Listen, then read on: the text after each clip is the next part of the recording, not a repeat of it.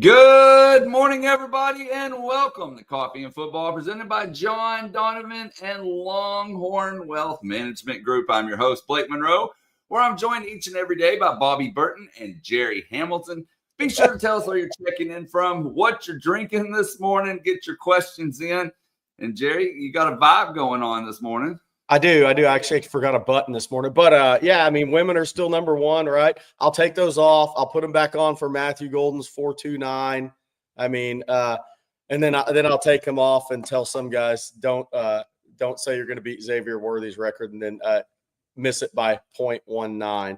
But anyways, good for the women that wrap up an SEC co-championship with South Carolina, locked up a number one seed. Leah Chavez was in attendance. We'll get to that after her state championship. Congrats to her. 64-35 in a state championship game is no joke for a win. But it was outside of the men's basketball, it's a pretty good weekend on the 40, Bobby. Baseball did their thing. I think A&M finally snapped their 4-game losing streak, right, Blake? But, boy, A&M fans are already big mad going at their players, baby. It's ugly over there already. 5-7 games into the season. Woo! I don't know if y'all saw it or not, but there was a guy talking about the baseball team. Texas Tech baseball player on Thursday of last week said that it wouldn't be a game, it wouldn't be right if Texas didn't get run ruled by Texas Tech in Vegas at the tournament on Friday. All Texas proceeded to do was beat them 10-5 and send the Red Raiders packing. Texas was 3-0 in the tournament over the weekend. So good start for Jim Schlossnagle and his guys. By the way, that was the kid that said that was a Friendswood grad. So power to him. Those Friendswood guys, they're all that way, man. They're all thinking they hung the moon. Hey, no, in all seriousness, the Texas men's football team, by far the talk of sports, really, at some level for the Longhorns over the weekend. I wrote this morning, Jerry. I've been doing this a long time. So have you. That is the biggest infomercial University of Texas football has had on the NFL Network since the NFL Network has been in existence. I mean, let's just be blunt. I mean, Mac Brown had been on it before, but he didn't really have the players necessarily backing it up. Steve Sarkisian was on it on Saturday afternoon. And while he was doing it, Quinn Ewers was throwing, and the entire talk of the combine was the speed of the Texas Longhorns. 4 Longhorns finished with sub 4.4 40-yard dashes in the 40. It's just amazing what he's been able to do. Matthew Golden, of course, made a lot of money popping off a 4.29 40. He only ran it once because he knew he did it about as good as he could possibly do. But he led all wide receivers, and now there is talk, Jerry, officially of him being the number 1 wide receiver overall taken. By the way, I was just looking at that, and I did my real quick count. 7 of the top 10 SEC. 7 of the top 10 fastest wide receiver 40s SEC players, man. I mean, that's the difference in that league on a game-to-game basis. On a year-to-year basis. But, yeah, Matthew Golden, look, it's a great draft to be a wide receiver because Lance Zierlein said it on the show you did with him. There isn't the freak up top, right? There isn't that guy that's just the lead pipe cinched to be the number 1 because Travis Hunter is – you don't really know. Some teams will look at him at wide. Sometimes will look at him at corner, right? But there isn't the Jeremiah Smith talent rolling out there in this draft where it's like, oh, it's over. He's going to be the number 1 wide receiver and everybody else is, fighting for number 2. Matthew Golden has a real shot now to be the number 1 receiver drafted. And that means he's probably would go top 15. And that would be that would be top 15, top 20. I mean, and he might go higher. I mean, we'll see how it all shakes out. There's still a lot of time left, right, until the draft. But it's unbelievable for Matthew Golden. And you know what I love about the Matthew Golden story is he's one of those kids, man. And if you saw him in high school, you knew, and I didn't expect him to run 4.29. Don't get me wrong.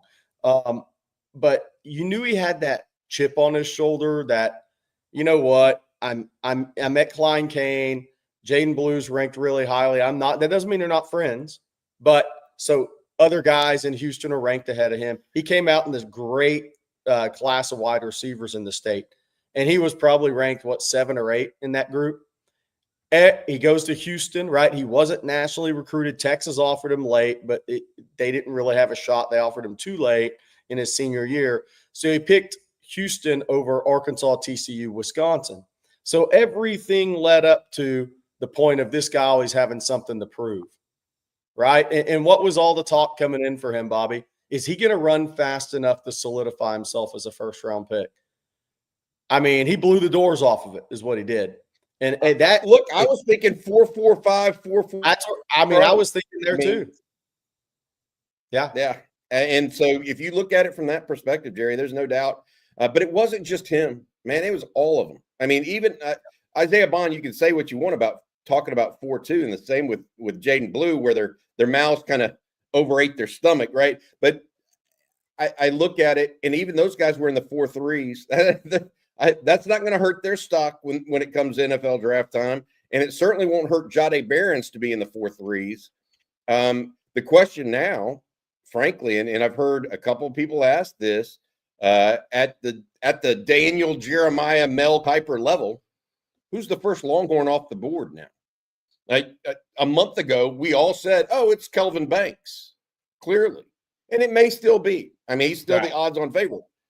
But Matthew Golden and Jahdae Barron, with their performances, I'm telling you, they're going to be in that top 15 range. And that could put 3 guys for the Longhorns off the board in the top 15 picks. That's quite a hat tip. And, Cam Williams didn't do himself any harm by checking in at 317, down from 375 when he entered college. You look at a guy like Isaiah Bond, even though he didn't run as well as he thought, he still had a 24-mile-an-hour plus acceleration, the second best at the entire combine. He caught the ball well on the gauntlet drill. Quinn Ewers had a good workout. Barron Sorrell was solid. Gunnar Helm overcomes a torn ankle, basically, to still work out and do the agility drills. I mean, what kind of strength and determination does that take? I don't know if y'all saw that or not, but he's got he basically, Gunnar Helm was, a lot of people thought he was the disappointment of the combine. Well, he rolled his ankle on a false start. Show the other one, man. He rolled his ankle on the first start and still ran a 4.9 and a 4.8, and then did the cone drill, Jerry, which is nothing but breaking on your ankles.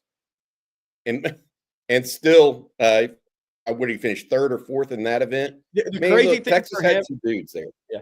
The crazy thing for Gunnar Helm, how this is working out for him, if he can get right by the Texas Pro Day, March 26th, he has a chance to kind of blow the doors off in the UT Pro Day if he's well enough to put up the time that I think people were expecting from him, which was a high 4.6, right? So that he actually has a chance to have that rise through a pro day and kind of be one of the better stories to come out of this draft, because people are going to be showing that on NFL on the NFL Network and ESPN come draft night, and then they say, they're going to give him all the credit for still competing, and then coming back at the UT Pro Day and actually putting up the time people thought. So he actually has a chance in a weird way to help himself more than he ever realized. Just not a blessing in disguise, just through circumstance, though. Somebody asked how many first rounders. I'm going with 3 for sure, possibly 4 in this draft. So you think Cam Williams might sneak in there, or Bond? I would say Cam Williams, I bet, has a chance. You're so high on him because he's a physical freak, Jerry. I mean, if you're late in the first round and you already have a really good team, you can take a guy like that with that massive upside, and he can be a backup in year 1, and you invest in that guy with his upside, because he is a difference maker in the run game. And now he's shown the care enough about football to get in the best shape he's been. And now as part of that, because the knee injury, and he, maybe he couldn't work out as much. Maybe that's part of it, but he still came in around 370, 375. I mean, when I saw him at Duncanville his senior year, right before he left for Texas. I think he was in the low 370s, if I remember right. So he's still, his upside is really, he's going to keep ascending as a player. And I think he's going to have some value for people, but it may be early second round. We'll see. Blake? I forgot I'm muted. Started the Monday off real well. What I was saying was I'm going to let you take this opportunity, Bobby, to tell everyone about Longhorn Wealth Management Group. Absolutely. We'd like to thank our sponsor, John Donovan, President, Longhorn Wealth Management. John's a proud Texas Exodus Life member whose wife and 6 siblings are also UT grads. This UT family passion is what led to John to brand his firm, Longhorn Wealth Management, and dedicated to providing investment, retirement, insurance, and estate planning services and solutions to Longhorn families and friends across the nation for more than 30 years. John was excited to see so many strong performances by our Longhorns at the NFL Combine this past weekend. To celebrate their great performance, John wants to offer all On Texas football fans a free 90-minute private consultation to learn how working with a certified financial planner can help you maximize your wealth, minimize your taxes, and secure your legacy. Call John and the Longhorn Wealth team, 972-707-4900, or go online, www.longhornwealth.net, to secure your free 90-minute private consultation with John today. Hook them from John and the Longhorn Wealth Management team. All right, guys. Well, we've been talking about the draft here. PFF actually came out with a post-combine draft, and 3 Longhorns in the first round, including 2 in the top 15, going back-to-back. Miami at number 13, they have them taking Kelvin Banks.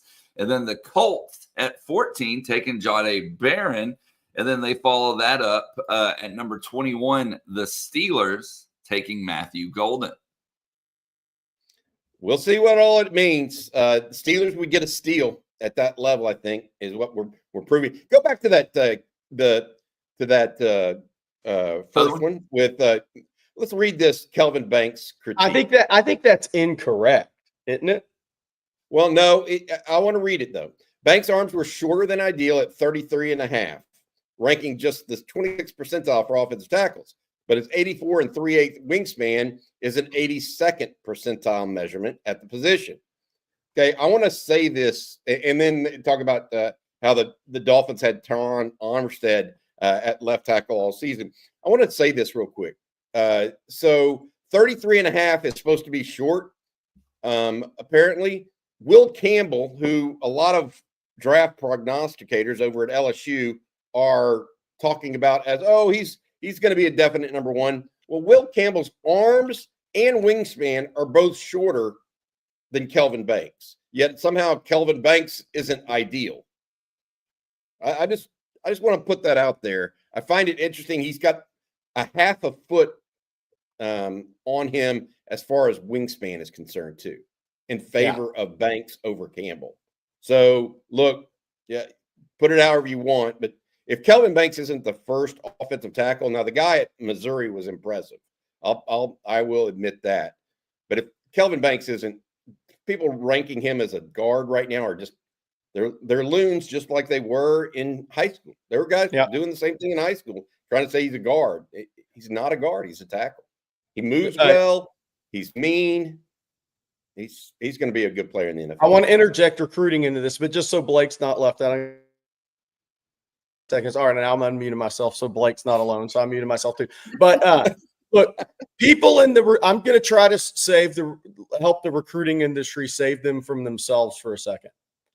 Y'all are all making the same mistake on John Turntine in high school right now. I'm watching his ranking drop a little bit. He's not tall enough. Is he a guard? Y'all are all going to be dead ass wrong. I'm trying to help you save yourselves in this. John Turntine has an 80-plus inch wingspan. He is not going to be a good player. He's probably going to be a great player. His body is going to blow up in college. So if any of you guys are listening, I'm trying to help you save yourself here. Don't make the same mistake on John Turntine in your national ranking, because you will be wrong. Wrong. All right, I'm done.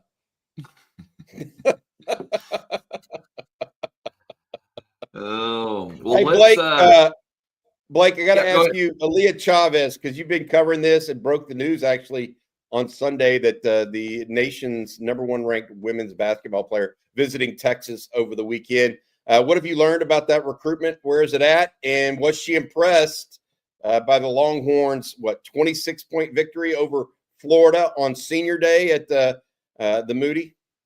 Yeah, so I actually talked to somebody right before we came on the air this morning about the visit, and I was told that it went really well, about as good as expected. Of course, she's going to announce on March 25th, so we'll find it out in just about 3 weeks. Everything still looks good for Texas.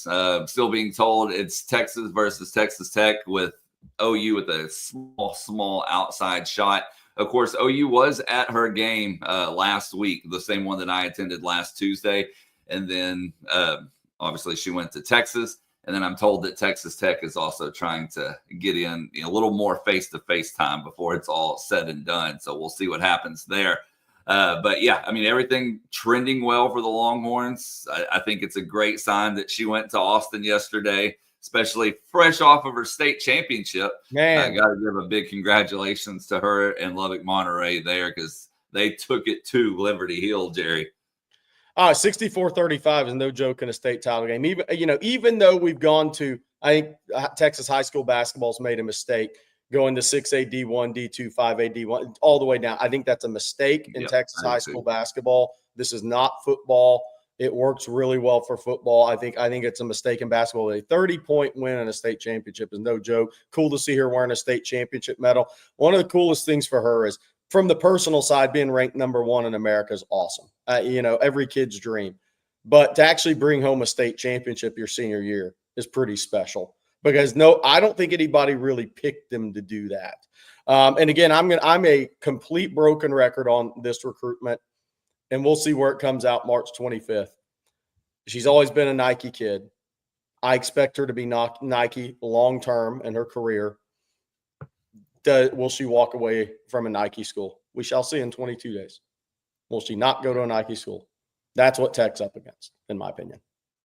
And Jerry, to your point, I watched the video of her this morning. It was like a day in the life of Aaliyah Chavez, and they showed her shoe collection. Nothing but Nike. All Kobe's, some Sabrinas, but nothing but Nike. And she said, it's all I wear. It's all I wear. No matter what I'm doing, I wear Nike. Yeah. That matters a great deal in basketball, especially when you're going to be an endorser of shoes, and she will be on the women's side. That's what Tech's up against, in my opinion. Always have been, and they know it. And on a related note, guys, talking about Aaliyah Chavez visiting, how about the Texas women's basketball team and longtime friend of the show, Vic Schaefer, SEC champions? I bet that Capitol Grill tasted good last night. Look, I mean, again, that winning the women's basketball, or even tied with South Carolina, year one is no joke. I mean, South Carolina is tremendous. LSU is really, really good. That league is tough. And that is a great accomplishment in year one in the SEC for Vic. And the outgoing seniors, I believe there were 4 of them, because Rory Harmon was part of senior night, right? Correct. Shea Holly, good to see her start to make a couple of shots, because she shoots it better from 3 than she has this year. That'd be big for this team in March and down the stretch. But really, really great for Vic to get that done in year one. Obviously, they lost the coin flip. They're number 2 seed in the tournament. But somebody in the chat said that's not bad, because apparently one of LSU's top 2 players is out for the SEC tournament. So if you all leading scorer. Yeah, leading scorer. So if you run into them in a semifinal, that's pretty good. But I think Texas is, unless they really stumble, like losing the first after a bye, their first game in the SEC tournament, and even then, I think they're locked into a number 1 seed. I think they've earned it, they deserve it, and they're going to be a number 1 seed in March Madness. Yeah, I think Texas, UConn, and Southern Cal are going to be the favorites going into the NCAA tournament. This is the 4th, by the way, SEC championship in the inaugural year for the University of Texas in the SEC, joining men's swimming and diving, as well as women's soccer. So this is the 4th SEC championship so far for Texas. Of course, football and volleyball came in second, effectively, in this year. So it's a good start off in the SEC for the Texas Longhorns. I think that's a good piece of it. Blake, what do we got next, bud?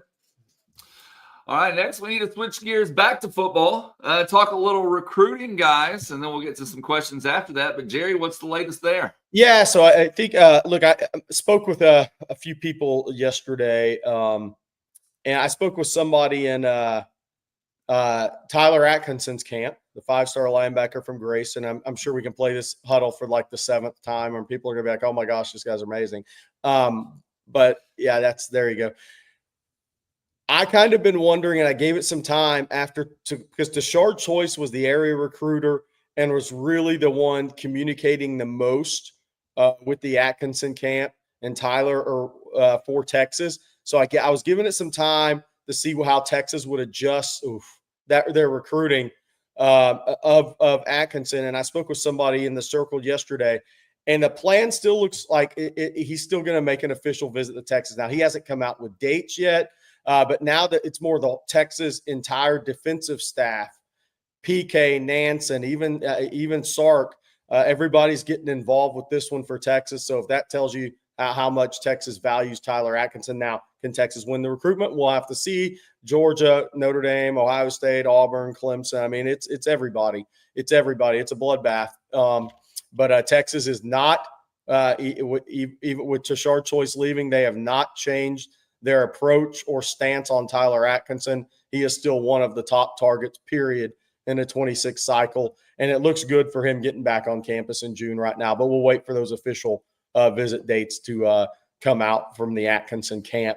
But his interest in Texas has not changed with Tashard Choice going pro. So we'll see where it goes. The group of linebackers that already have official visits scheduled to Texas is a really solid group. And I expect Nansen to add potentially Atkinson and one more to that official visit list. But this is one of the very best defensive prospects in America. And Texas remains very much in the mix for him. Again, can they win it? We don't know. I think a lot of people think he'll end up staying at Georgia, but we'll see. A lot of people thought Justice Terry would too, right? Including myself. So we'll see what happens. Hey, Jerry, I've been watching a little bit and thinking about this in the last couple of days. From a numbers perspective in recruiting, Texas is going to stick at 85 scholarship players. You can have up to 105 on your roster.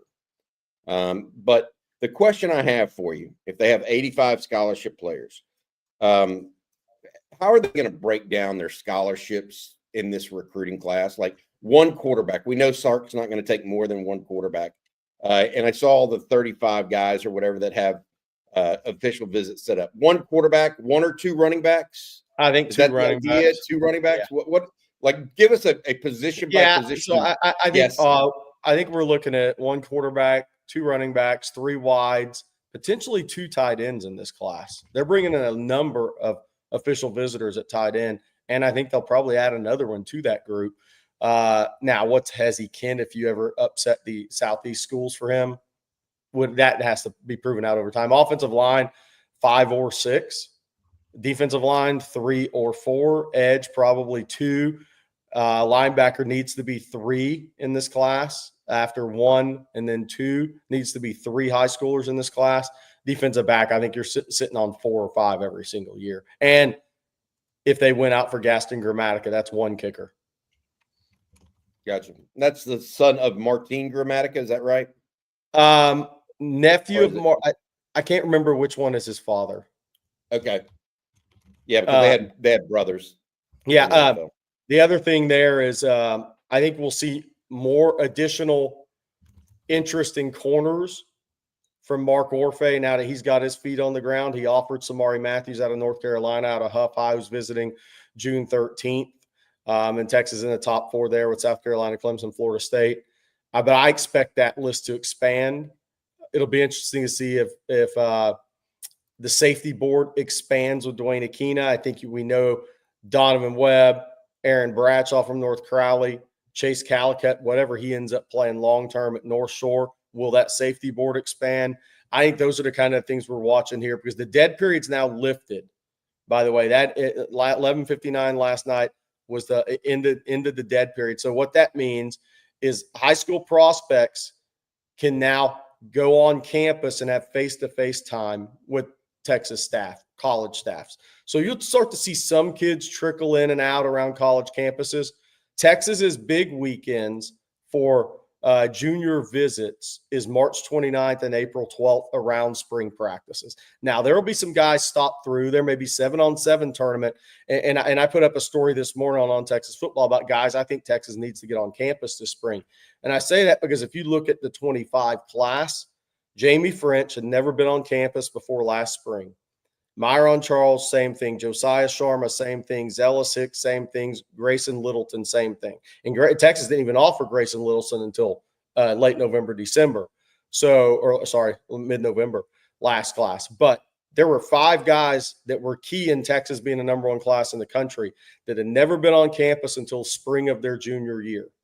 And I think that's going to be this March is a big one. March and April are big for the Texas staff right before they get into the spring evaluation period to see how many of these kids they can get out, the Tristan Keyses of the world. Derek Cooper, I talked to somebody in his circle. Derek Cooper, the 5-star running back from Chaminade Madonna, still wants to get out and see Texas. He's talked with Chad Scott a couple times. So how many of those guys can Texas get on campus this spring? They'll lead into those June official visits because I think Sark loves to have those kids on campus at least one time before June officials to make sure it's a good fit for Texas, make sure it's a good fit for families, and then move forward with the June official visit process. So there's a number of guys that Texas needs to and is going to try to get on campus this spring, and we'll see then how that official visit list changes, how much it goes up in number. It's at 36 right now. They had 41 last June. They're going to race past that. I think it's going to be closer to 46, 48, even up to close to 50. I think Georgia has 48 kids scheduled right now. I think it's going to get up into that number. Okay, y'all, before we move on here and take some of these great questions that we have, I need to let everyone know about Public Rec because nobody's got time for stiff, uncomfortable clothes anymore. It's getting a little bit warmer, but you deserve to be comfortable in whatever you're wearing, no matter what you're doing. And that's where Public Rec comes in. The pants are a game changer. They're designed to be as comfy as your favorite sweats, but way more stylish. We're talking super soft fabric, no stiff seams, and enough stretch to keep up with whatever your day may throw at you. But Public Rec isn't just about pants. They have so many great style options, whether you're working all day in the office, running errands, or maybe just going out and grabbing a drink or getting a bite to eat. Who doesn't want to look sharp without sacrificing comfort? Public Rec has got you covered. I've told y'all before, I love their hoodies. They fit great. They feel great. They're so incredibly comfortable. I love all of the Public Rec gear, but the hoodies are hands down my favorite. And they have a huge selection of high quality, everyday premium styles. You can revamp your entire wardrobe with those perfect fitting polos, shorts, the hoodies I told you about, or those pants. So treat yourself right because comfort is always in season. Upgrade to Public Rec and feel the difference. And for a limited amount of time, you can get 20% off at Public Rec by using code ONTexas at checkout. Just head to publicrec.com, use promo code ONTexas, and you're all set. And when they ask how you found them, please be sure to mention our show. It really helps us out. We would appreciate it. Find your perfect fit. Never compromise on comfort again. That's Public Rec, where comfort rules. That read was for A&M baseball and their fan base because it's getting a little tense, a little tight, a little testy early on. They need to loosen up the pants a little bit over there. The players are about to start fighting with the fans 8 games into the season. Woo! Yes. They're having to put out those Twitter messages. We actually had Kyle asking, what do you think of all the hate the A&M baseball players are getting? Look, they did this to themselves. They hired that coach so Texas wouldn't steal their players.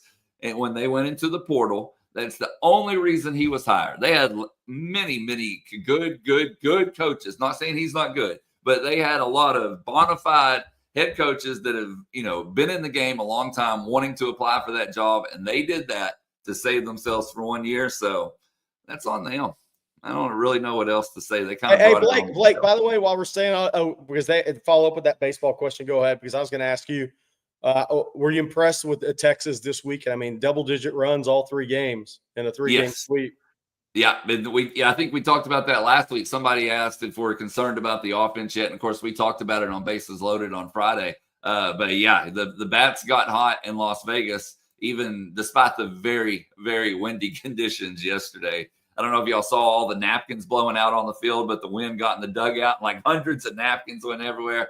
I've never seen that before. That was definitely a first. And Clint Barrows here with the super chat says, how about this morning's baseball rankings? Texas directly above OU and A&M, almost, Clint. The world as God intended, hook 'em. So Texas is number 12 in Baseball America, but they have A&M number 11. OU, of course, behind Texas. And then D1 Baseball has Texas number 12. A&M's behind Texas in that poll. And then Perfect Game has Texas as number 6. And yes, wow. A&M behind. How many SECs in the top 10?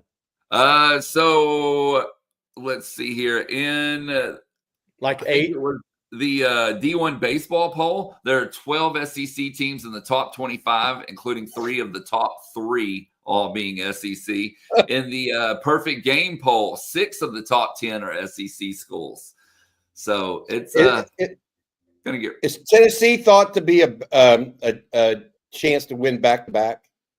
Yes. I think that right now, Tennessee, LSU, either one of those, it's kind of a toss-up. But and I think that's really good. I was talking to somebody this weekend actually about how well LSU and Texas are recruiting, and even Tennessee to an extent. But I think that's going to be the case for many years to come. Those 3 teams really battling it out for that top spot.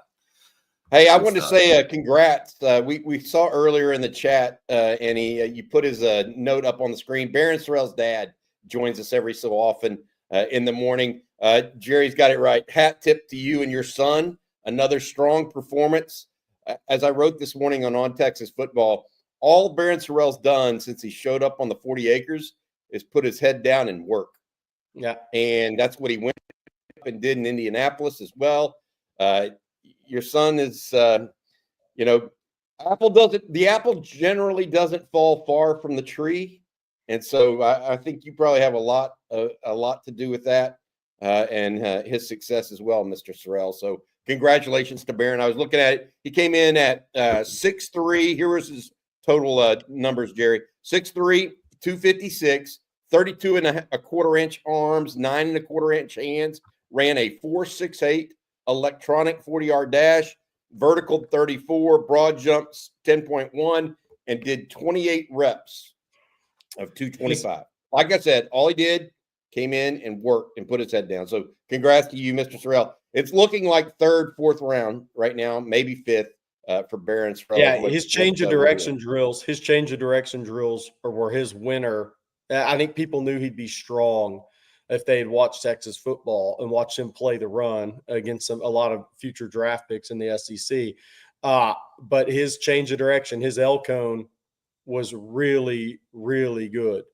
It was really, really good for his size. That's going to be a little bit of a money maker for him. And like Patrick Page said, his interviews with NFL teams the rest of the way, he's only going to help himself.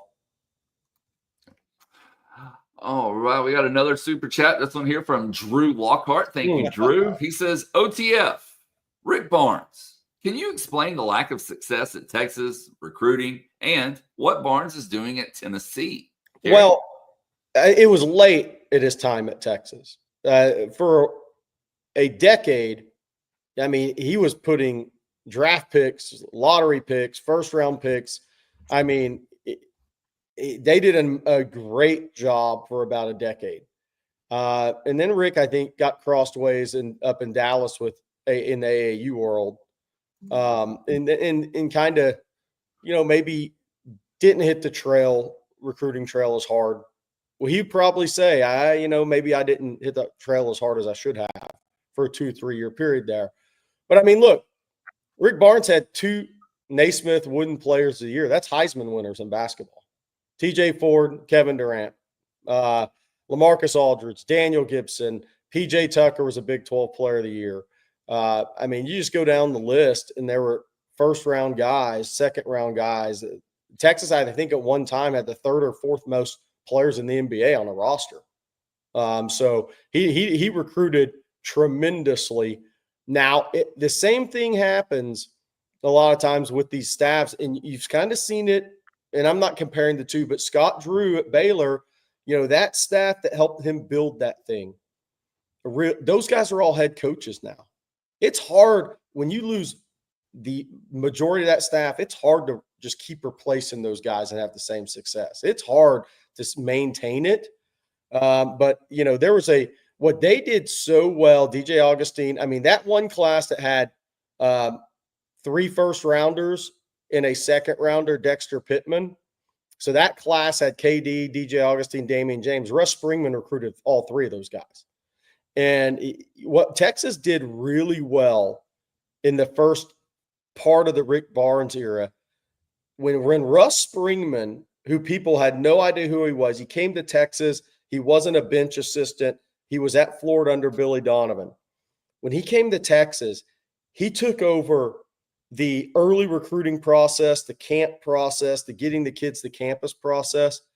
He did an amazing, and I just know this from covering him back then. He did an unbelievable job getting Texas in on really good players early, handing that off to whether it was Rob Lanier or Frank Haith or Rodney Terry or whoever the assistants were.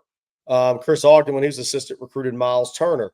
But they did an amazing job early with kids. And that was really big because they positioned themselves to fight the Blue Bloods. And that some of that changed when Russ became a bench coach. And I think they got away from a little bit of what they were doing at that time as Russ's career kind of ascended. But they did an amazing job. And I hope one day Kevin Durant tells his story because his recruiting story is unbelievable. For people that don't know, the reason they got Kevin Durant, he was always going to go to a Nike school. It came down to North Carolina, UConn, and Texas. Russ Springman was the only coach that presented an academic plan to his parents. The kid had moved, KD had moved around schools. His core GPA at one point was under a 2.0, not because he's not an intelligent guy, because he'd moved from school to school to school, and things just got jacked up academically. And then people were using him for basketball, right? Texas, he left high school with a 2.7 core, and I think he was at a 1.8 starting his senior year. But Russ Spring was the only guy to present an academic plan to that family. That's why they got that kid. And so he did an amazing job for a lot of years there. And as guys started getting hired away and they moved, I think things kind of slipped is what happened, and some guys ascended on the staff as well. Hey, I wanted to add this. Rick Barnes is doing well at Tennessee, but it's not any different than what he did at Texas. There's no fun. I mean, he's not been to any Final Fours. No. Right? And he's been on the precipice. Rick Barnes is a good basketball coach. The question is he a great basketball coach, or does he just get you from, A to Q and not all the way to Z? Yeah. Right? That was his MO in Austin. He got Texas on close, but not any cigar. And yeah. So at Tennessee, you look at him, he's been to the Elite Eight, but he's not killing it every year. I mean, that's just the route that, would Texas trade its production for what he's done at Tennessee? Yeah, the answer is yes, but he still hasn't gotten to the mountaintop. And chances are he won't get there this year either, by the way. Just the way the world. All right. Our next question, I think, is actually a really good one. Curious to get y'all's answer on this. Antoine, who had a bigger impact on the team? Adonai Mitchell or Matthew Golden? Bobby and I may differ on this. Sorry. Oh, I think Matthew Golden did. I might say Matthew Golden too. I mean, Matthew, especially considering the injuries around. I mean, Isaiah Bond goes down, right? Cedric Baxter goes down preseason. The plan for the Texas offense had to change twice this season in a lot of ways. And Matthew Golden, we said it before the season. We were told that was the guy that Quinn had the most confidence in, and that played out. And Matthew Golden became the big play player, not wide receiver, player on the offense for Texas. He was thrown into a role probably that wasn't necessarily expected. And then he excelled and ascended in that role, Bobby. Matthew Golden had more 20-plus yard catches than anybody in college football this year. But I want to take y'all down this thought process. Like, he came in with less ballyhoo than Isaiah Bond, correct? I mean, everybody knows Bond was, I got fastest guy in college football, maybe. Matthew Golden came in, just did his work, and went about it. But think of some of the big catches he made. Yeah, there was the 4th and 13 against Arizona State. There was the overtime catch in the back of the end zone against Arizona State that I thought was probably more impressive. The touchdown catch against Arkansas, where he extends his hands while somebody's all draped on him. The catch against Michigan right before halftime. Catch where he gets blown up by Clemson down the field and kind of knifes in between two people and still makes the catch. The catch down the sideline against A&M. One-handed grab to start the first quarter against Ohio State, kind of just reaches up and grabs it. The one-handed grab for a touchdown against Vanderbilt. He made a lot of big catches for Texas. Adonai Mitchell made a couple too. I'm not going to deny that, but to Jerry's point, Matthew Golden was focal point of the Texas offense at one point in time this year, whereas Adonai Mitchell never really was for Texas. That was always a mix of running backs and Xavier Worthy. Matthew Golden was wide receiver 1 this year for Texas.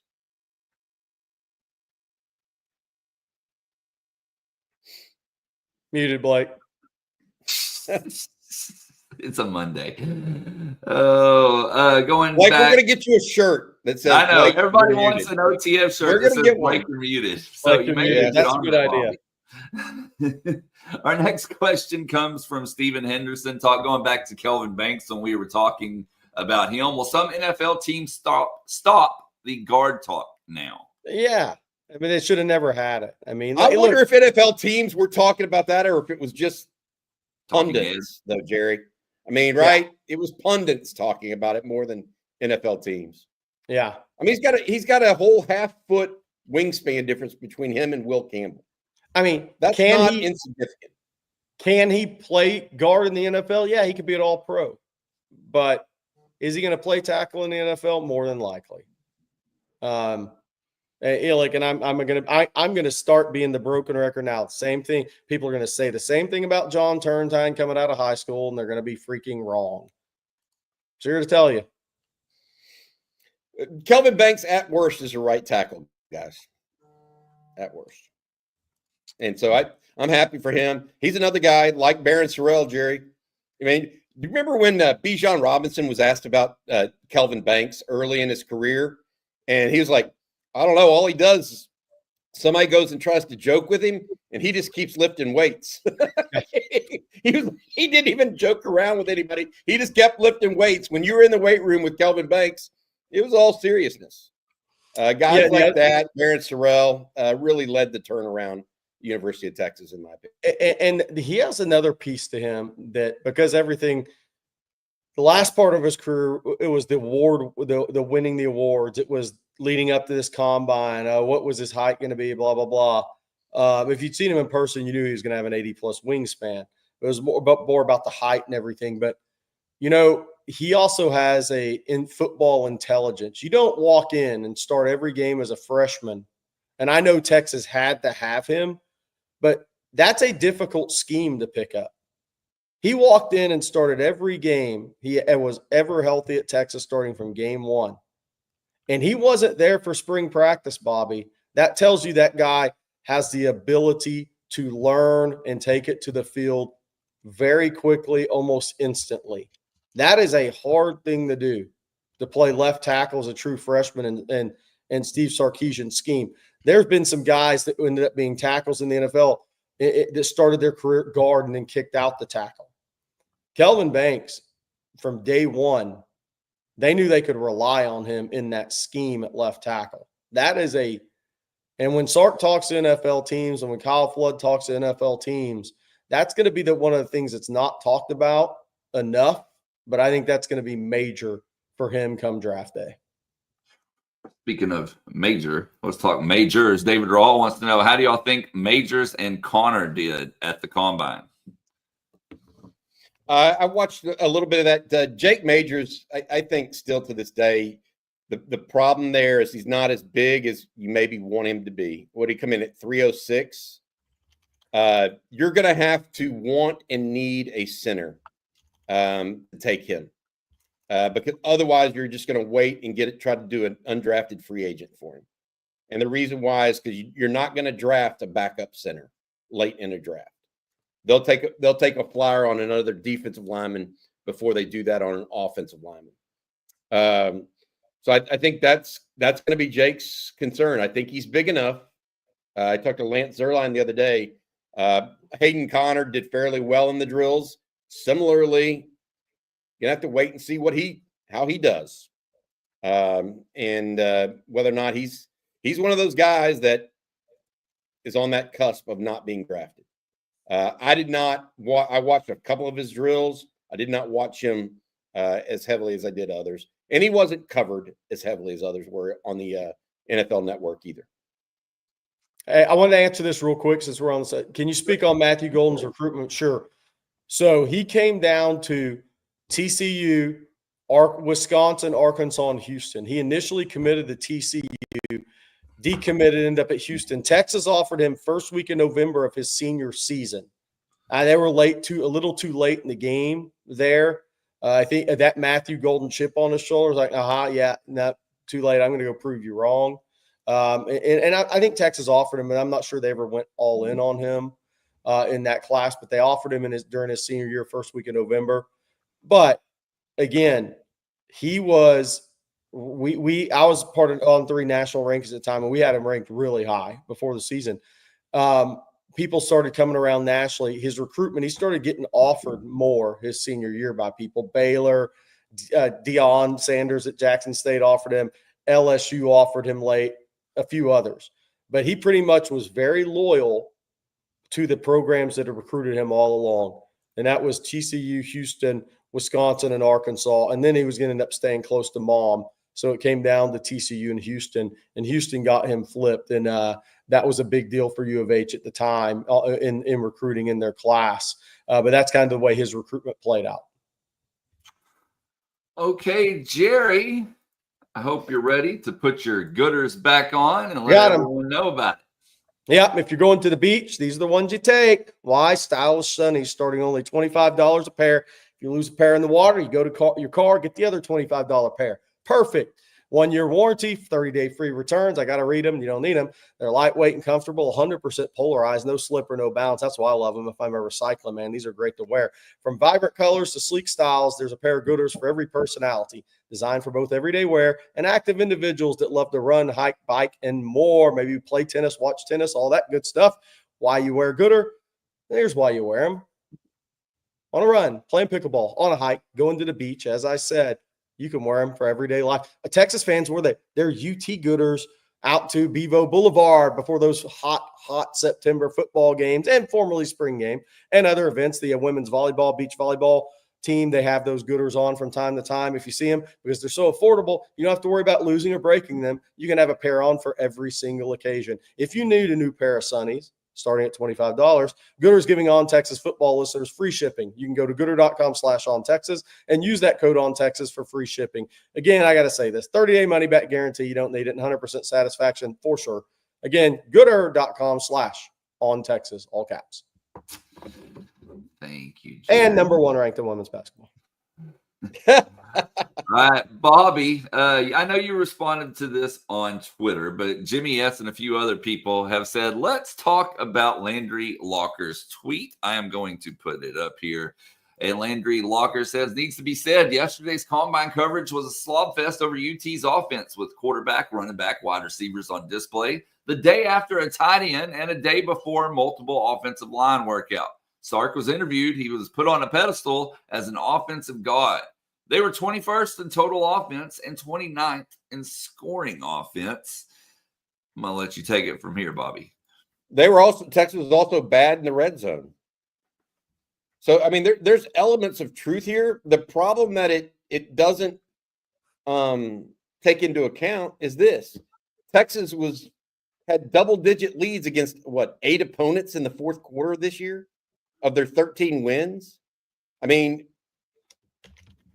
they were nursing leads They weren't trying to be the world's greatest offense. That wasn't what Steve Sarkisian was trying to do. You can't tell me he was still keeping the offense open while he's running Trey Wisner 36 times against A&M. You know, the goal against A&M was not to have the best offense on the field. It was to win the game. Right? I mean, I think that when we get caught up, and 21st in total offense is not bad, by the way. So I don't understand the thing there, but you're 13-3. Your coach did a really good job of playing complementary football and not acknowledging that, despite all the speed on this team. It's tone deaf. Could Texas have been even more explosive on offense? Absolutely. We talked about it. Where was the power running back in that group? Okay. Where was the change of pace? They didn't have it. So I feel like, in my opinion, while I understand where he's coming from, yes, Texas's offense could have been better. Okay. But are you going to go out there and put the ball in danger in the fourth quarter against Kentucky when you're up by 2 scores? No. Why would you? Here's the problem with the total offense argument. I just looked this up, and I didn't know how many teams it would be. I knew it'd be over 5. So Texas was 21 in the NCAA in total offense. 10 of those teams were G5s. So Texas was 11th amongst Power 4 in total offense. I mean, who was ahead of it? Miami. Obviously, ACC is not a good league. Ole Miss, quality team that had yellow socks in the Florida game. Syracuse, okay. Texas Tech, what did they get out of it? Zilch. Arkansas, losing record. Clemson came a long way. Louisville, Guy Brahms, a tremendous offensive coach. UCF had really good parts. And Malzahn has a good scheme there. Now at Florida State. Tennessee, Baylor, Texas.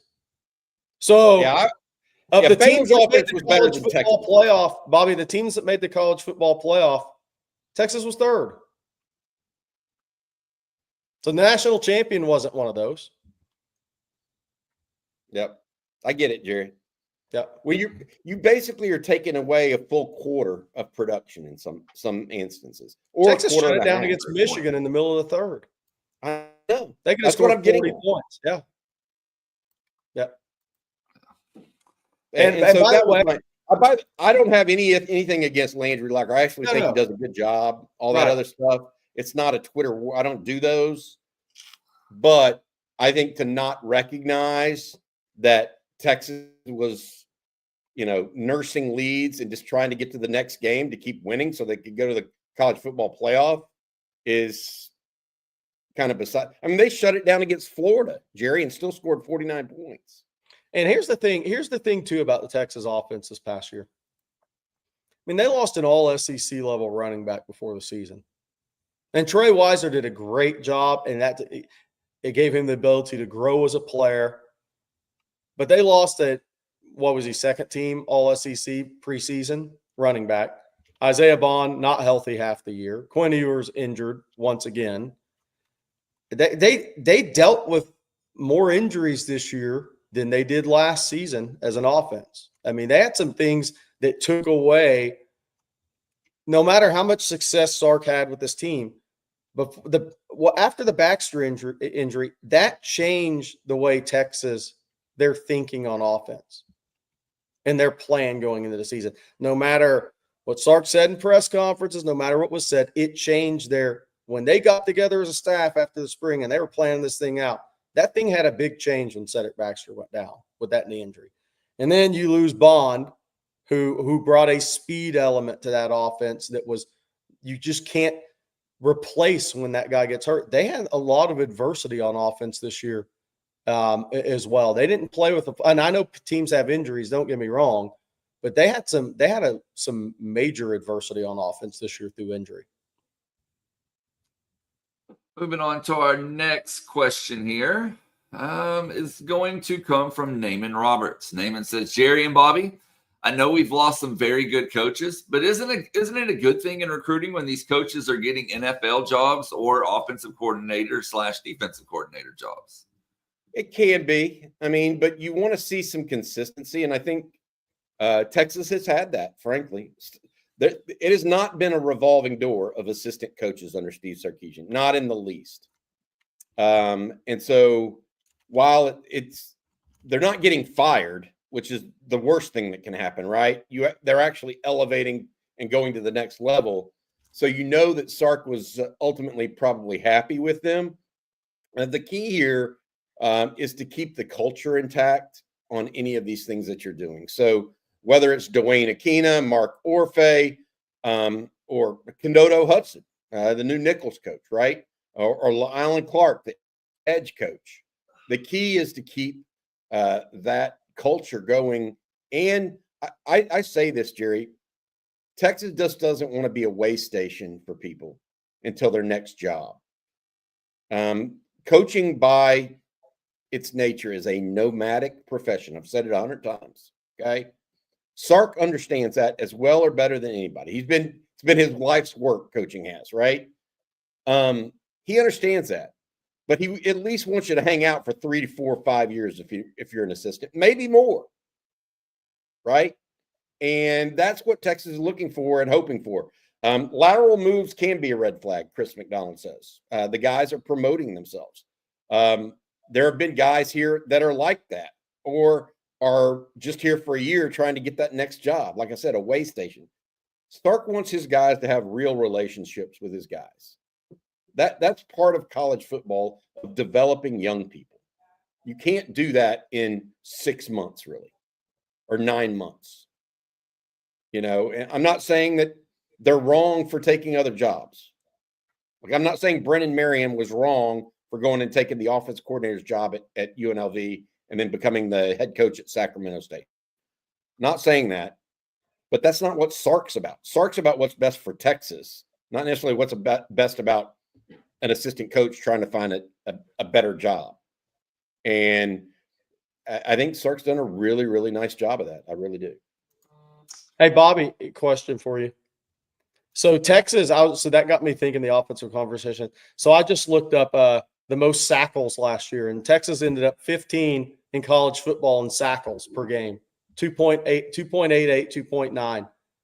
Texas was 10th amongst Power 4 teams in sackles per game. I mean, what a meteoric rise that is by PK and the Texas defensive staff, what Johnny Nansen brought, and the recruiting of Colin Simmons, Trey Moore out of Port, some guys like that. They've done a really good job. It's not going to surprise me this year if Texas isn't top 7. Rod Babers and Jeff Howe, we had a video about the edge position. And so Texas ended up with 46 sacks, 16 games. So that's 2.88 a game. I think they're going to go over 3 next year per game on average. Now, the 3 after Ohio State, there's going to be 3 teams that want to play hot potato with the football. But I think we're going to see this Texas team average between 3.15 and 3.25 sacks per game next year. That's my prediction right now on March 3rd. I want to see them do it in big games, man. Yeah. Texas needed more pressure against Ohio State. They got to turn up their blitz rate. They got to turn up their blitz rate, though, to get that done in reality. Yeah. And then you're taking chances on your back end. So it's yeah. I agree with you, but that would require – because I bet their sack percentage – somebody can look it up in the chat. I haven't. Compared with Texas blitz rate, would put them in the top 5 in college football last year. But in those games, Bob, to your point, I think they're gonna have to bring in a little more. I think from time to time. Did good enough against Georgia in the SEC championship game. I thought they got enough pressure. I didn't think they got enough pressure against Ohio State. And Ohio State had 2 first-round tackles, I think, or at least 1. So I get it. But Texas got to get a little bit more pressure on the quarterback in big games. Can't just come against, San Jose State this year. We got a super chat here from It's 420 Somewhere. Thank you for the super chat. It says, before the draft, everyone pushed Kelvin Banks down because of his size and arms, which, we've talked about a little bit this morning. With him putting that to rest with his measurables, do you see him going in the top 10? Now, it is worth noting, guys, a lot of mock drafts have him going at number 10 to the Bears. I think it's very possible. I mean, Yeah. you're the number 1 or number 2 offensive lineman in the draft. So yes, I mean, it all depends on who needs what in that group, in my opinion. And I'll go back and say this, and that it really irritates me that somebody knocks Kelvin Banks' wingspan or arm size when it's actually larger than the guy that's behind him in the draft, in Will Campbell. Like, what are we talking about here? How is it bad for Kelvin Banks but good for Will Campbell? Will Campbell's slotted to go 2 picks behind him. It's ridiculous. I think that, we talked about this, his wingspan 84. What also happens with his arm length, it's not the best ever as an offensive tackle. We know that, but it's still pretty darn good. And furthermore, his chest width is huge. I mean, he's a half fit. He's 6 inches wider than Will Campbell. Okay, that matters. Harder to get around. I mean, he's a half foot wider. I don't know what people want from him, but to Jerry's point earlier, you can over-evaluate players. And especially when they don't win the beauty contest. And because they're not perfect, Darren Sproles was not perfect. 5'6", 170 at the combine. Well, you have a 10-year NFL career. Now, the problem with him is he's like an outlier, right? With Kelvin Banks, he's not an outlier. He's still within that range everybody talks about, but they want him to be perfect. Well, nobody's perfect. I guess Tony Mandarich was perfect, and then he was a horrible player in the pros. What do you want? Do you want a player, or do you want? We talk about it. We talk about it all the time. It's these guys are looking for warts as much as they are the greatness. They're looking for a reason not to invest as much as they are to invest in these guys. And I get it. I get it on some the wrong way to look at things, man. But my problem is that's trickled down to high school evaluation of players. And I'm just like, golly, man. I mean, like, it's like, I've said this before. And I know Emmitt Smith was a great player in high school. I get it. I've watched all the stuff, and I know he had records. I get it. But if he showed up at a Nike or Under Armour camp and ran 4.75 coming out of high school at 5'9", 182, college people would have hesitated on him. Yes. They would have hesitated on him. And it's the way of the world in football. I mean, look, there's an NBA combine now, right? I mean, a college coach told me the story about Chandler Parsons over the weekend about teams are looking for every reason not to draft him instead of every reason to draft him. And I get it. There's so many millions of dollars, and you have to answer to these owners. And if that guy's a total bust, and you're like, well, we should have known all this ahead of time, right? The pressure those guys face. But at the same time, it's a paralysis by analysis looking for warts. The best GMs, the best coaches, the best bosses in across the world, okay? They're asking what their people can do. And then it's their job to accentuate what you can do and how it fits within your organization. So I read a book by Bill Walsh when I was in college that he talked about. He told his personnel people he did not want to hear what someone couldn't do. He wanted to hear about what prospects could do and could do really, really well, so that then he could think about how and mentally perceive how they could work within his organization and whether or not it was worth that pick. It wasn't about what they couldn't do. It was about what they could do and how he could use them. Now, obviously, there are limits to that. But I feel like it's, you can say a wart hunt or whatever you want to, but whatever. I mean, Kelvin Banks is going to make a lot of money playing football, and whether he goes 10 or 12 or 15, it's not really going to matter. I just want him to keep his head on straight and go play football. And he will. That's the great thing. We're just talking about that. Same with those guys. Matthew Golden. You think there's any question that Matthew Golden's going to be a productive NFL player, or as productive as he can be? I don't know if he's going to be a great NFL player, but is he going to talent maximize? Most likely, I'd say that the points. I would say that it points to yes. If I was asking the Magic 8 Ball, guys like that maximize, they tend to do it their entire lives. And so I would bet heavily on those type of guys. Kelvin Banks is one of them for me. Yeah, he's been a professional since he showed up at Texas. That's what I'm getting at. Professional mindset since day one. And even his senior year, even when you saw him in high school, his head coach, Kenny Harrison, lifetime Longhorn, played for John Makovic. He would tell you that literally no red flag on that kid, period. Nothing. From film study to class work to practice habits, zero. So that's the other thing that's going to help Kelvin as this draft process gets closer to draft day. They have their investigators, whatever you want to call it, that go Tony Hill said they go all the way back to middle school. It's going to be zero red flags on Kelvin Banks, period. Oh no, he may not be. He may lack an inch arm length, Jerry. Yeah. Yet still be wider than the guy that you're trumpeting. It's just amazing. All right, Bobby, before we move on to our last few questions of the day, I'm going to let you tell everyone out there one last time about Longhorn Wealth Management Group.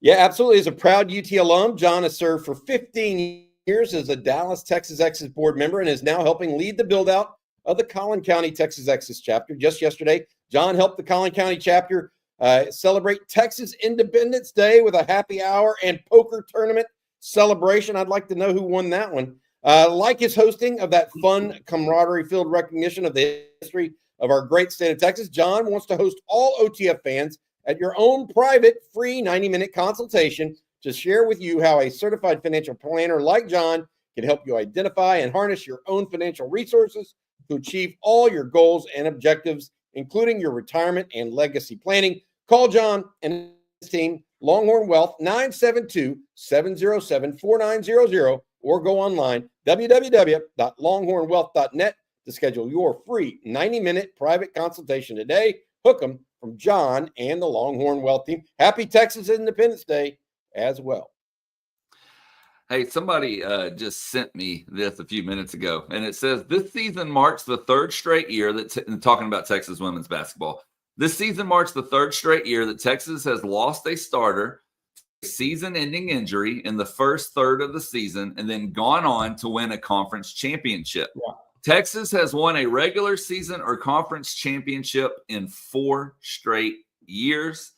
Looking back at this season, guys, at the job that Vic Schaefer has done, my question to you, y'all, I guess, is should he be the SEC Coach of the Year? Absolutely. Yes.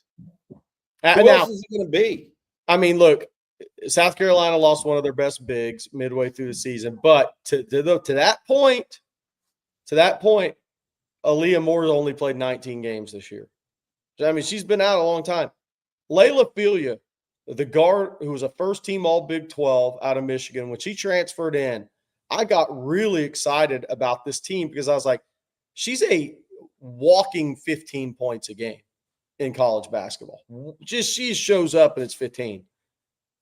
She's had the red shirt this year due to injury. So they haven't played. They've played. Aaliyah Moore played 19 games. Layla Filia played 8 and was never really healthy for even those 8. So that was 2 real key pieces of this team. And I know other teams have injuries as well. UConn had injuries. Geno's had devastating injuries for about 3 or 4 years in a row. Still got to a Final Four last year too. But this Texas team had some real injury that changed the look of this team, and that Vic is still maximized this team and what they can do. Is kudos to him for a great coaching job, because people underestimate, because she hadn't played at Texas, how much Layla Filia was going to bring offensively to this team to take some pressure off Madison Booker at times. That would never happen this year due to injury. And you're not going to put that on a freshman Jordan Lee. She's going to be really good in the future. But to get all that done, and then Aaliyah Moore has only played 19 games, been out the majority of the season as well. It's an amazing job. maximizing the team in front of him. And we talked about it with Sark. I guarantee you, when Layla Filias signed that she was transferring to Texas and that staff had meetings, the way they were envisioning that thing had to change due to her injury and then Aaliyah Moore's injury. And that's when coaches go from really good to great, in my estimation. Can they maximize those teams through adversity? And he absolutely has done that. Good stuff. All right. Well, we've talked Texas women's basketball, but we also need to talk Texas men's basketball. Bobby's face, Terry putting on the glasses. Oh, I don't even know where to start. We have a lot of questions wanting your input on it, Jerry. I'm just going to let you take it away. Let's not belabor it. I'll just put it that way, because I don't want to start the weekend on a down note. I'll just say that. I mean, look, I think Chris Del Conte, I guess, told the media something after the Texas women's game yesterday. He's not commenting at all. So that's there. Jeff Howe posted that on Texas football. He's not commenting on the men's basketball potential situation there. I think it's up against it. I think obviously RT's up against it here. And it's Bobby kind of mentioned it a couple of weeks ago that Rodney Terry, everybody loves him. Great guy. But it's going to be tough, I think. As people were asking early in the show, and John asked, who are your top three replacements if that job comes open? Jamesy, I don't know about that. It all depends on the salary. I mean, it all depends on if the job comes open. It's all going to depend on what is the investment in basketball. That's going to tell you who your pool of coaches are going to be in it. So it's impossible to say right now. If that job comes open and you start to hear $7 to $8 million a year for a head coach, your pool of potentials goes to a different level. If it's in the 4.5 to 5 range, then really, really good coaches. But the one thing I've said about this, and then I'll end it with this, is there's not a Texas graduate beard hire out there. So your next coach is going to be a mercenary. So he's going to have all the leverage on NIL, salary pool, all of it. So that it's going to take if you want to go shoot for the stars, Bobby, it's going to take a basketball financial commitment that's never been made. And I'm not saying it won't happen, but it's a different level when you start getting in the 16 to 18 million a year all in for a head coach, a staff, and the NIL that's going to be demanded by somebody that takes the job. I don't think they're worried about it. That's good news for Texas fans. I'll just tell you, they want to find somebody that fits Texas is what's going to happen. Okay, if that means 7 or 8 million, so be it. I don't that money that you're talking about, it would have been one thing had Steve Sarkisian still been at $5.5 or $6 million. Because fundamentally, I don't think you can pay a basketball coach more than you can a football coach at the University of Texas. Okay. Now that Sark is making the money he is, that fundamental mindset is out the window. And it's just a rising of the tides at that level. If CDC has a guy out there that needs to make 8 a year, that's not a problem. That it's just not. I know you've never seen that level of commitment. They've never had the Moody Center before now. I mean, there's a commitment there. They need the right person.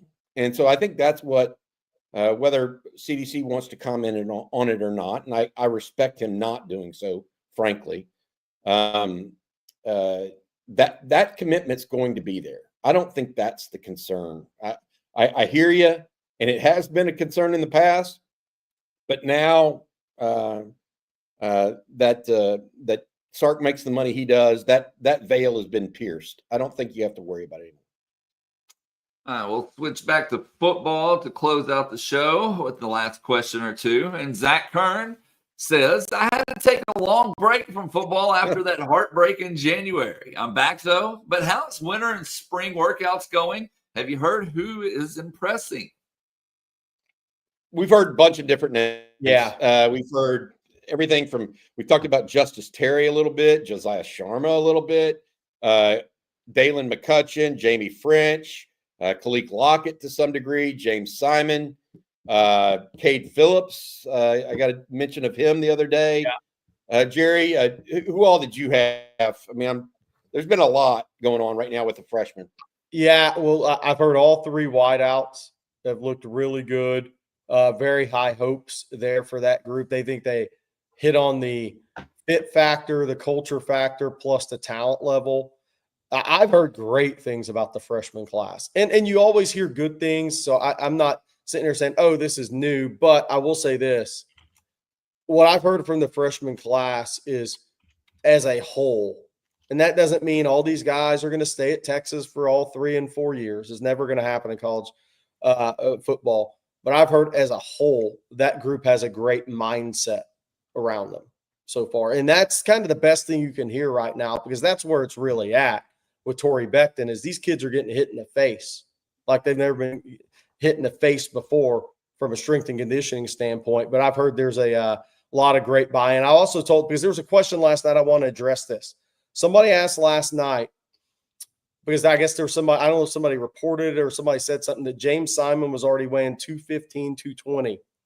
That's 100% completely inaccurate. He is actually at 205 right now. He came in, I said 207 last night. He's fluctuating between 205 and 207, but he came into Texas at 201 or 202. It's going to be a slow burn for him. I think 208, 209 is kind of the playing weight target for freshman year. Then you're going to get up to about 212, 213, get up to 218, and then up in that 220, 223 range by his senior year.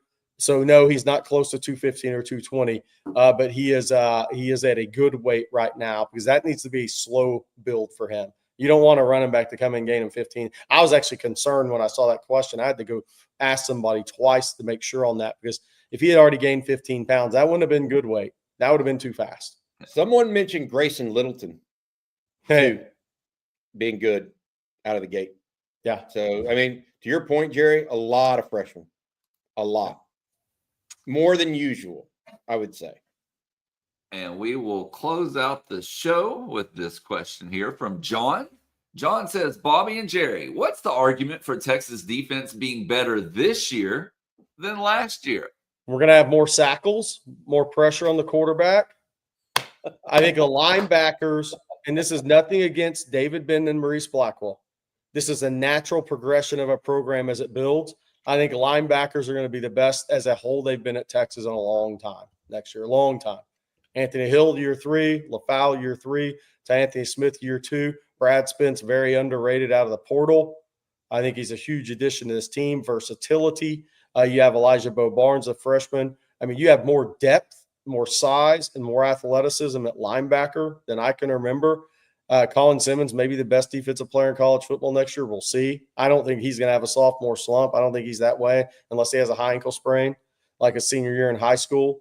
But I like the additions of the D-line guys against the run. Cole Brevard, Travis Shaw, Hero Canoe. I think Alex January in year 2. You're going to see some guys take some pretty big steps. I think you're going to have a even more versatile, a bigger SEC built defense, and you're going to have even the ability to pressure the quarterback more from more spots this year than even last year. Jelani McDonald, Bobby, in year 2 as a key player, I bet he makes a big jump. You're going to see that with some of these guys. I think some keys around it are, who's your nickel?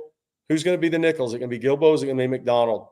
Yeah. And then how's Derek Williams come back off his knee? Does Xavier Filsaime, Jordan Jotzer-Bell, do those guys make some big jumps? How good is a Santana Wilson? Where's Kobe Black at? But I think from a talent standpoint, you're seeing 4 back-to-back top 5 classes. Texas is a blue blood in the portal. You have some real difference makers that get after the quarterback and are playmakers on defense.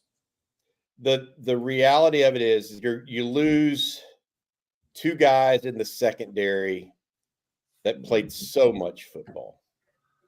I mean, Texas wasn't just good and athletic in the secondary. They were smart. Yeah. Great. I mean, Andrew Makuba and Jody, that's my question.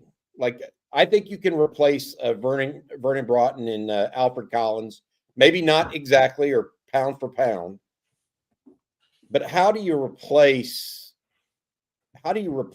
Jade Barron and Andrew Makuba. That's going to be mine because Makuba made some plays, guys, at safety that just, I mean, look, he'd make a beeline for where he was supposed to be. Whereas you see some of these guys like Nick Amanawara, the guy at South Carolina that everybody's oohing and awing over. I saw him play safety in some highlights. He's kind of guessing where he needs to go. Man, there was no guessing with Andrew Makuba. He was just shot out of a cannon as soon as he saw it. And so I think that's going to be the number one issue. I do think, to Jerry's point, it starts with the edges, whether that's Ethan Burke and Colin Simmons, Trey Moore, Colton Vasek, whether he comes on and is healthy, Zeno Miazulu. People have talked about him, Brad Spence, Anthony Hill can get after the quarterback. That's the pathway. And the other pathway is exactly what Jerry talked about as well. And that is, you've had all these back-to-back recruiting classes. Texas is no longer going for, oh my God, we lost a guy to the NFL, to what are we going to do, to, oh my God, we lost a guy to the NFL. Who's the next NFL guy up and ready? Yeah. That's what's happened at Texas in 4 years. Losing, and I was, I'll be honest, I was part of the second guess work this past year when Texas lost Tavondre Sweat and Byron Murphy. I was like, whoa, those are two big guys to lose. How are you going to deal with this? Well, Colin Simmons comes in, Trey Moore comes in. All of a sudden, you're getting more pressure on the quarterback. Barron Sorrell's back, and then Ethan Burke gets more pressure on. I mean, Leon Galafau turns out to be a starter. That's how. Anthony Hill gets another year behind him. Did anybody see Ty Anthony Smith this year and not think he's going to be a stud player in the future? I mean, like, what Bobby's talking about. Ty Anthony Smith's going to be a dude. I mean, all of a sudden you've got him, and it's not just at one position. It's at multiple spots, Jerry. Yeah. I mean, Alex January. He was playing in the first quarter of the national championship game. I mean, true freshman. Yeah. Pretty solid. Going to be a pretty solid player. Before we get out of here, super chat from Jeff Carey. Thank you as always, Jeff. How many sacks in 2025? In the regular season, 12 games. What's 3.2 a game? 36. Let's say 39 sackles in the regular season. Bobby, you just love the word sackles. I made up a new word that fits. I like it. Well, if sackle has to be sacks and tackles for loss. We're just using it as sacks on this show. Oh man, I like it if you combo the word into sacks and tackles for loss, because that is a good stat that people don't keep up with enough, in my opinion. All right, guys. Well, that's going to do it for today's episode of Coffee and Football, presented by John Donovan and Longhorn Wealth Management Group. I want to thank John, along with Gooder and Public Rec, for sponsoring today's show. Of course, thank you all for tuning in. The great questions, the super chats. Be sure to hit that like and subscribe button, ring the bell so you're notified anytime we go live, post content, whatever it may be. But just remember, we can't be on the air all the time. So head on over to ontexasfootball.com. Sign up. If you're not a member, you can become one very easily. You can get a full year for just $49.95 using promo code OTFOG at ontexasfootball.com. Again, an annual subscription for $49.95 with OTFOG. And Bobby, what do you have later today? Yeah, absolutely. Guys, we've got CJ and Jeff getting together, doing a little look forward to what's coming up this week for Texas football and other sports. Then we've got the winning drive this afternoon. Rod Babers, Bob Shipley, CJ along. And then Jerry and I are back tonight for Talking Ball. Give us a shout. Let us know. We're taking questions the whole time. If you have recruiting questions specifically, team questions, we'll be doing that for about 45 minutes tonight from about 7:15 on. Please join us if you would. Hey, Bobby, Sarah O says your tackles for a loss and sacks can be stackles. Okay. Okay. There you go. All right, guys. Well, we'll be back same time, same place tomorrow. So for Bobby Burton and Jerry Hamilton, I'm Blake Monroe, and we'll see you